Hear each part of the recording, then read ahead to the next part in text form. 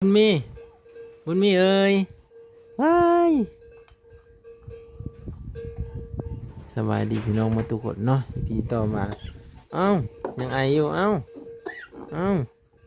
ยำบ่สลายเอาเพิ่นป้อนปลาเนาะเอาปลาป้อนลูกให้พี่น้องสลอยเพิ่นอยู่เหือนเนาะปลาอีหยังก่อนนี่ฮะปลาขาวปลาขาวเด้อพี่น้องเด้อกินข้าวกับปูกับปลาบุญมีกินข้าวกับปลาเป็นตาแซ่บอยู่นนมีเนาะเคยได้กินซีนอยู่บ่ลูกนี่เอาซีนให้กินอยู่บ่ไม่เคยอ๋ออย่าว่าเคยเอาอันซื้อซีนแห้งซีนหมูนี่เจ้ากินบ่ได้เลยเนาะยำซื่อๆก็บ่ได้บ่ว่าได้บางทีมันจะอื่นแน่นอนขันยำก็ได้ ซาตะกี้เฮายำเข้าน้องเลยอื่นอิ่มบ่แล้ว เพิ่นอันกินซีนหมูบ่ได้บ่บังลืมพ่อพี่น้อง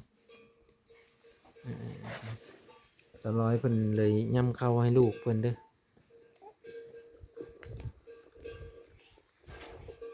แมมแมมแมมแมมแมมแมมไปแมมแมมดูป่ะนี่เอาแมมแมมแมมแมมแมมแมมแมมแมมแมมจบบุญมีจบหลายกินข้าวเก่งๆใหญ่ไว้เอ้าเพิ่นก็จะกินข้าวแล้วลิ้นเมื่อยเลยได้ปลาตัวบ้าใหญ่ๆหนึ่งเนาะแม่ปิ้งปลาใหญ่ให้กินแอมบ่ไปพ่อใหญ่เกิ้งไว้ละป้อนเข้าเซอร์หรือไรละไม่ได้ยำอะไรสาวร้อยไข่แน่เพิ่นรู้จักยำเข้าให้ลูกเนาะเด็กน้อยมันยังยำบ่ทันเป็นเนาะ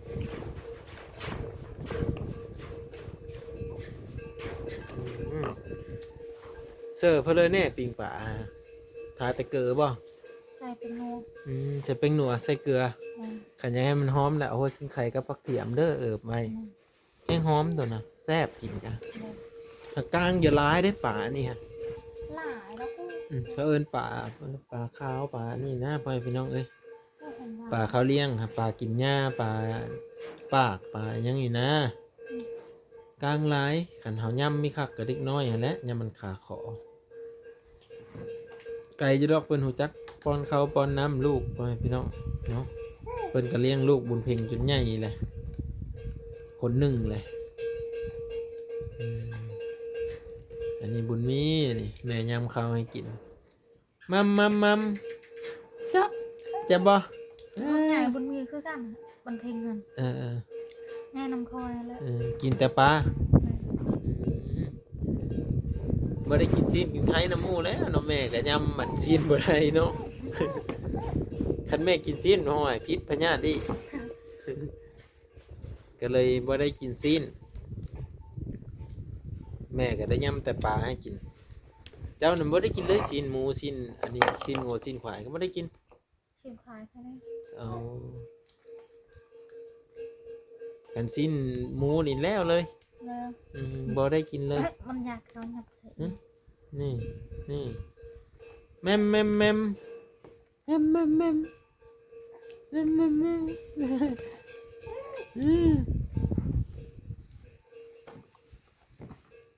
เขาเดียวนึงเนาะอื่นอึบแห้วป่งได้แต่ว่า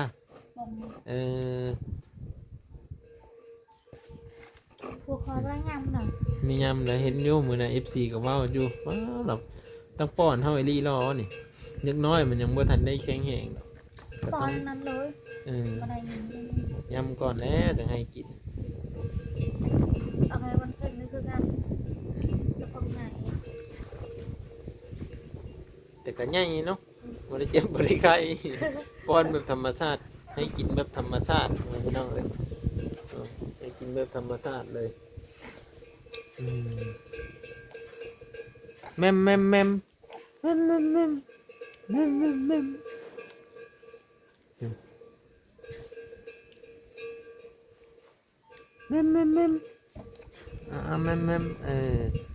อีกน้อยมันกินไม่ลายแล้วเนาะแต่ว่ามันกินยำไว้กินไว้ระวังทางตาได้ไหมนะ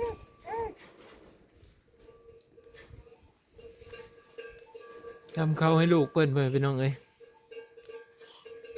ห่างโอ้มือกระจ้า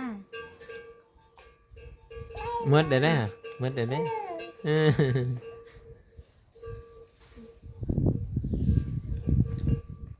เอ็มเป็นเนมเป็นปลาแซ่บบ่แซ่บบ่กินข้าวกับปลาบ่ฮะ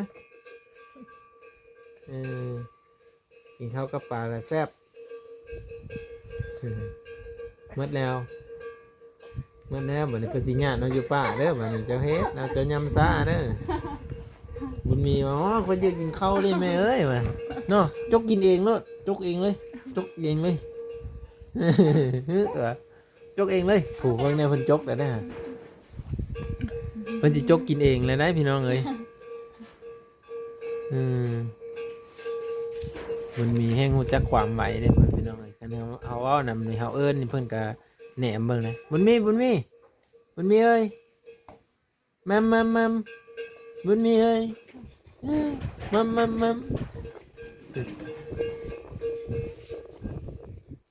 กินข้าวกินน้ำเอ้ยพี่น้องเด็กน้อยอดยามเพลนก็ต้องป้อนข้าวอันนี้ป้อนข้าวกันหญ้าแล้วยามเจ็บยามไข้แม่น ง่ายขึ้น ยามเจ็บยามไข้กันหญ้าเด็กน้อยฮะอิ่มบ่เอ็มบ่เอ้ามันจะกินน้ำไหมจ๊ะเฮ็ดแคนดี้ฮะโอ้เพิ่นสิกินเองเลยบ่ฮะอย่าเฮ็ดแนวนั้นอย่าเฮ็ดแนวนั้นได้ มันมีว่าสิกินเองโลดว่ะยำไม่ทัน เอาระวังเด้อระวังทางตาเด้อมันมีเด้อระวังไม้ทางตา เป็นเนื้อหยาดมันอยู่ในมือเนาะบ้านนี้แมมอิ่มแล้วบ่แมมง่าย แม ไว้ ม บุกไปเด้อง่ายเลย ใหญ่ไว้แพงแม่บ่อย่าว่าใหญ่ไว้ไปหาเงินให้แม่เด้อยันบุญมีแล้วสิไปกรุงเทพหาเงินให้แม่ใส่เข้าโรงเรียนแล้วใหญ่เนาะเข้าโรงเรียนเนาะไปโรงเรียนกับบุญเพ็งแล้วบุญมีอะไรเป็นเดินนอกบ้านนี่เอ้าแม่เอาไปเสื้อเอาเปียกกลับจะด้วยไว้ ตัว ไปหาแม่ไปเล่นไปเล่น พี่มาเมื่อไหร่ขี้มูด้วยเลยเสร็จปุ๊บนี่เสร็จแล้วแมม เด็กเรือกไปใส่เดี๋ยวไปใช่ลูก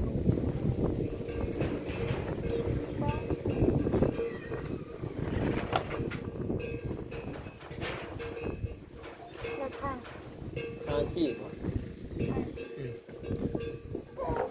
ไปใช่แล้วนะเช้านี้ก็กินข้าวกับปลาเจ้าก็ได้พอนยำปลากินข้าวกับปลาเลยลงเลย กินปลาเลยแหละ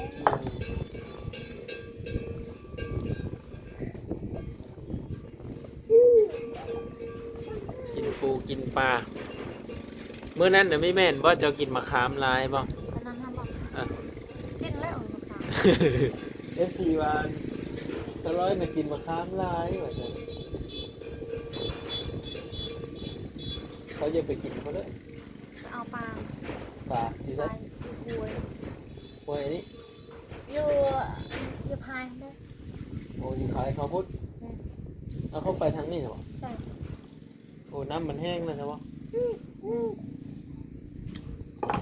ก็ไปหาเอาปลามันก็ได้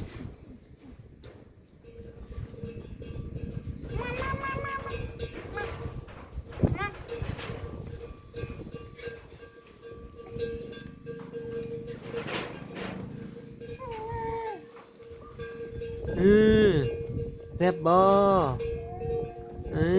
แซ่บบ่แล้วบุญมีเอ้ยได้กินแต่ปลาไม่ได้กินชิ้นกินไข่น้ำหมูแหละ ง่ายคอนจริงๆ ใหญ่แล้วกินเองมานี่ขันปิ้งนี่เจ้าสมมุติเจ้าจับมาปิ้งนี่ บ่ถือกันบ่บ่ได้บ่ บ่ได้ ว่าแล้วนี่ใกล้ใกล้บ่ได้เลยเป็นชิ้น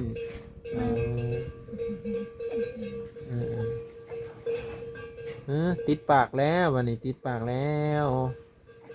นี่เอ้ยนี่เด้เคเฮานี่ ให้ ติดปากจนเต็มหมดเอ้าเสร็จติดปากติดขอแล้วเป็นเลิกไก่หมดแล้วมันนี่ต้มหมดละต้มแล้วไปจำบ่ ผูกแขนไว้ ผู้แค้นเรียบร้อยผู้แค้นก็กินเองงั้นวะ แม่ ยังว่าผู้แค้นน่ะบ่ได้กินแล้วอ่ะ กิน แสดงว่าไก่กินได้ แม่ เอาไก่บ่พิษพุ่นว่าเนี่ยเพิ่นบ่ทันใจเพิ่นน่ะแม่มแม่มแม่มแม่มแม่มแม่มแม่มพูดไปแม่มแม่มนะแม่ไหมแม่มแม่มนะแม่ไหมแม่มแม่มไหมแม่มแม่มแม่มอิ่มแล้วไหม่จักอิ่มแล้วไหม่จักเนาะมันมีอิ่มแล้วไหม่จัก ตีมันว่าคนนี้ แปะบ่แปะบ่อิ่มบ่ ตักน้ำบ่ เอาน้ำมาเพิ่นกินน้ำมาเพิ่นกินแล้วบัดนี้เอาน้ำมาเพิ่นกินแล้วมาพี่ปีนมาพี่แอมบ่อิ่มแล้วจะโดยเบิ่งบ่าวเสร็จหมูกให้นี่บ่ให้เสร็จบ่ให้เสร็จบ่ให้เสร็จบ่ กินสิ เลี้ยงลูกเพื่อสิใหญ่เลยสิเนาะกำลังเป็นตาแพงเลยได้นี่กำลังเป็นตาสังเลยได้นี่เป็นตาจังเลยได้นี่ดีใจแล้วมันดีใจแล้วกินข้าวเบิ้งบ่าวสีเซ็ตหมูกให้นี่ปิ้นมาพี่ปิ้นมาพี่เอาปัดอุ้ยกี่หมูกเลยนะเบิ้งปิ้นมาพี่เบิ้งนี่ มันอยากข้าว กินหนึ่งนี่เพิ่นเยอะเข้าหรือเพิ่นให้มาพี่บุญไปเลยผู้สิพาย่างก็จักไปลิ้นน้ำดำแล้ว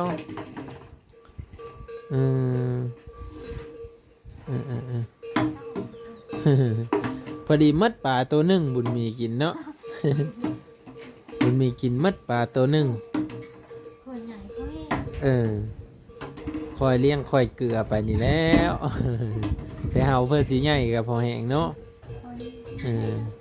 อย่างไข่ยี่ดอกพอใหญ่เก่งเราหาเงินได้เราแข็งแหงอยู่หาเงินพอได้ซื้อเขาว ไม้สำหรับ เงินนะเฮ็ดได้แหละเอาวิดีโอหน้าพอกันใหม่พี่น้องเปิ้นป้อนข้าวป้อนน้ำลูกสำเร็จแล้วพอพี่น้องเบาๆสิได้อวยสิได้หลาพอพี่น้องก่อน กินไม่อิ่มไม่จังเนาะ มื้อหน้าจากสิมาเยี่ยมยาม200ใหม่พี่น้องมื้อหน้าจัง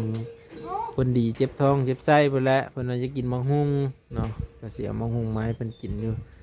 แต่ว่ามังหุงมันก็บ่ได้สุกนะพ่อพี่น้องเอ้ยเนาะเพิ่นมังหุงสุกกับตลาดน่ะจะกินก็จะกินตัวดิบๆ เอามาต้มเอาบ่ เยอะตำเลยบ่ ตำ เนาะเพิ่นว่าจะตำกินส้มบ่น่ะให้เจ้าดีเจ็บท้องหมดแล้วแล้ว FC สิให้บ่บ้างเนาะ เอามาหุงไว้ตำเพิ่มเจ็บท้องไปอีกแม่ตกแล้วมาบายบายมาบายบายไปแล้ว เอาจบสำนีเด้อพ่อพี่น้องเด้อมื้อหน้าจากสิมาลิ้นนำบุญมีกับบุญเพ่ง200มื้อไปจบกัน เห็นบ่จะไปมันนี่